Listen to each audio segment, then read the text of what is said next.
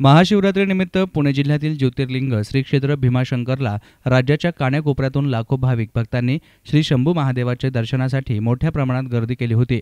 मध्यरात्री 12 नंतर शासकीय महापूजेनंतर भाविकांना दर्शनासाठी मंदिर खुलं करण्यात आलं।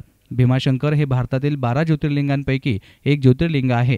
त्यामुळे नागरिकांनी मोठ्या प्रमाणात दर्शनासाठी गर्दी केली होती। भाविकांच्या दर्शनासाठी लांबच लांब रांगा लागल्या होत्या। प्रशासनाकडून कडेकोट सुरक्षा व्यवस्था तैनात करण्यात आली होती। दरम्यान देवस्थान ट्रस्टचे विश्वस्त तहसीलदार सुनील जोशी यांनी याविषयी अधिक माहिती दिली।